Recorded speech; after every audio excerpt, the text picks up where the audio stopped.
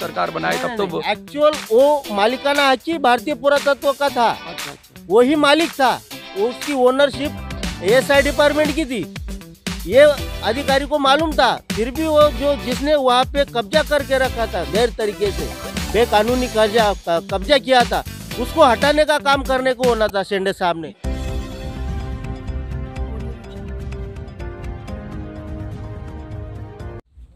नमस्कार साथियों, मैं मनोज सुराजी स्वागत करता हूं आपका मिनी संसद के मंच पे।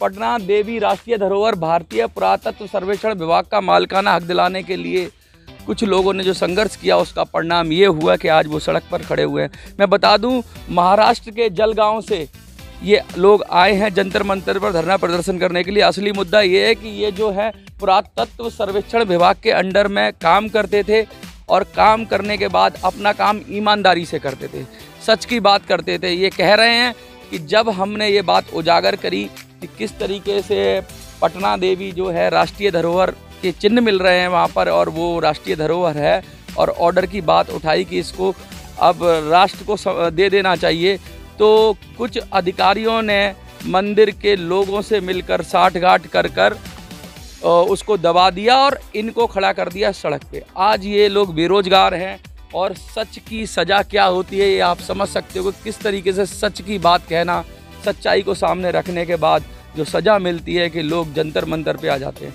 आपने तो सच बात बोली थी, आपने तो जो है पटना देवी जो है राष्ट्रीय धरोहर को भारत को, राष्ट्र को समर्पित करने की बात कही थी, तो इतना दिक्कत क्यों हुई? क्योंकि ये जो राष्ट्रीय स्मारक है पटना देवी चंडिका मंदिर है, इसका जो मालिकाना हक है ये 1904 का नोटिफिकेशन है। और इसमें हमने वो पुजारी हुआ था, बैठा हुआ था, स्वयं घोषित था। यानी वो जो भी पैसा आता था सब खुद खाता था और अधिकारी लोग खाते थे, भ्रष्टाचार करते थे। हमने दिल्ली में आकर उनके खिलाफ में कंप्लेंट की और उनका कंप्लेंट करने के वजह से उनको ऐसा लगा भ्रष्टाचार करने का मिला नहीं, और जो भी वहाँ दान आता है मेरे पास उसका बिल है। हर महीने में 2,15,000 2,40,000 ऐसे भारत सरकार के कोषागार खाते में आप अभी चलन भरना होता है। ये चलन भरना होने के कारण सिर्फ हम लोग हैं, ये भारत सरकार को जो पैसा आता है इसका हमारे वजह से ये पैसा आता है, यानी ये पैसा अधिकारी लोग खा जाते थे। उनका कहने का मतलब ये है कि एक तरह से प्राइवेट प्रॉपर्टी बना लिया था कुछ लोगों ने और अधिकारियों को घूस खिलाते थे, और जो पैसा राजस्व में मिलना चाहिए था, जो पैसा टैक्स सरकार को मिलना चाहिए था, देश की संपत्ति होना चाहिए था, उसको एक दो लोग मनमाने तरीके से लूट रहे थे। वो मनमानी तरीके से लूट रहे थे और हमने इसका उजागर किया, संघर्ष किया और भारत सरकार को इसका मुनाफा दिया, लेकिन हमें उस अधिकारियों ने नौकरी से निकाल दिया। अधिकारियों ने नौकरी से निकाल दिया। कितने लोग थे? क्या आप एक दो लोग ही थे कि काफ़ी लोग थे? हम ऐसे 10-15 लोग थे जो हमारे डिस्ट्रिक्ट के अंदर, जलगांव डिस्ट्रिक्ट के अंदर जो राष्ट्रीय धरोहर है, नेशनल मोनूमेंट है, वहाँ पे हमको as a outsource labour appoint किया गया था। लेकिन हम जहाँ पटना देवी राष्ट्रीय धरोहर पे आउटसोर्स लेबर के तहत काम कर रहे थे, लेकिन वहाँ जो मंदिर है, वहाँ एक पुजारी ने, बालकृष्ण पद्माकर जोशी नामक पुजारी ने 30-40 साल से वहाँ पे कब्जा जमा के रखा था, और वहाँ रसीद काटना, होम हवन करना, ऐसे अनेक गतिविधियाँ करके वहाँ से पैसा हटता था। और ये जो मंदिर था, ये राकेश शेंडे नामक सीनियर सीए नासिक उपमंडल के अधिकारी, इनके तहत आता था। लेकिन उनका काम ये था कि उसको ये जो गतिविधियाँ है, कार्रवाई बंद करके शासन का वहाँ पे हक जमाना, मालिकाना हक जमाना। ये राकेश शेंडे जो सेंट्रल गवर्नमेंट भारतीय पुरातत्व के सीनियर सीए थे, ये उनका ड्यूटी था कि वो कब्जे में लेके जो वहाँ से जो मिलकत आती है, जो सोर्स है इकोनॉमिकल, वो राजस्व में जमा करना।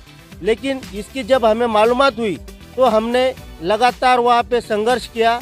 हमने अर्जी किया director general of archaeological survey of India Delhi को, हम लगातार मेल भेजे, लगातार तकरार भेजे, वो भी बाकायदा भेजे, और उसके साथ हमने जो एविडेंस है, जो हमको जो एविडेंस मिले वहाँ पे वीडियो हो या इमेजेस हो या उन्होंने जो पर्चियाँ रसीद फाड़ी थी देवी के नाम पे, ट्रस्ट के नाम पे, और जो ट्रस्ट था वो पुजारी का वो भी स्वयं घोषित था, खुद का था, फर्जी था।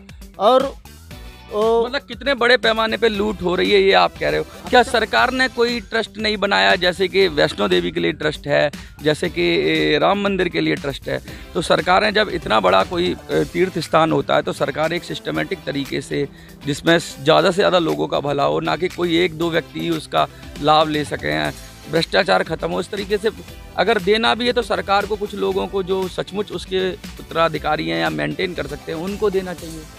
जब से भारत आज़ाद हुआ उसके बाद जो भारतीय पुरातत्व विभाग की स्थापना हुई इंडिया के अंदर, और जो राष्ट्रीय धरोहर है ऑल ओवर इंडिया के अंदर, जो नेशनल मोनूमेंट है, मंदिर हो, किला हो, या अपनी जो विरासत है, ऐतिहासिक विरासत है, वो उसका देखभाल, कंजर्वेशन एंड उसका संवर्धन करने का काम ये भारतीय पुरातत्व विभाग करता है।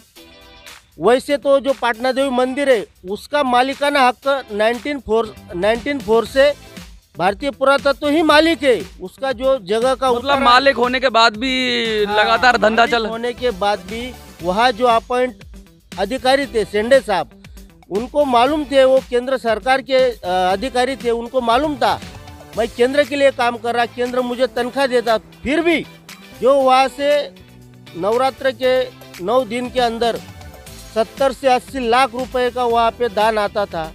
वहाँ पे गोल्ड ऑर्नामेंट्स आते थे, रसीद काटी जाती थी, वहाँ पे ये जो जानवर है उसका बलि चढ़ाया जाता था। तो ऐसे बहुत डिवोटर है वहाँ पे, श्रद्धालु है, भक्त भाविक है, वो वहाँ पे बहुत श्रद्धा से जो दान करना था वो करते थे। सोना चांदी, दान को कुछ लोग उस पर कब्जा जमा रहे हैं। वो दान का पूरा राजस्व में जमा होना था। अगर शेंडे साहब, अगर बोर्ड हो कोई, अगर जैसे बोर्ड सरकार बनाए तब तो एक्चुअल वो मालिकाना हक ही भारतीय पुरातत्व का था। अच्छा।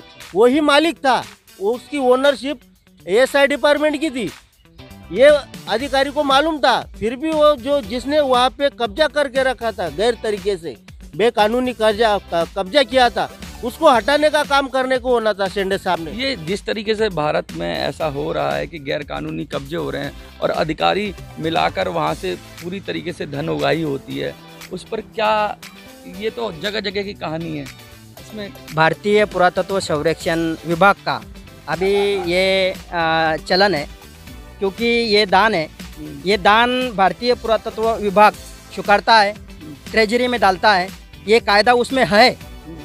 तो हर एक मंदिर पर ये कायदा लागू क्यों नहीं होता है?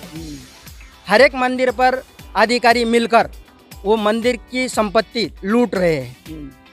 कोई गुंड है, कोई अधिकारी है, ये सब लूट रहे हैं।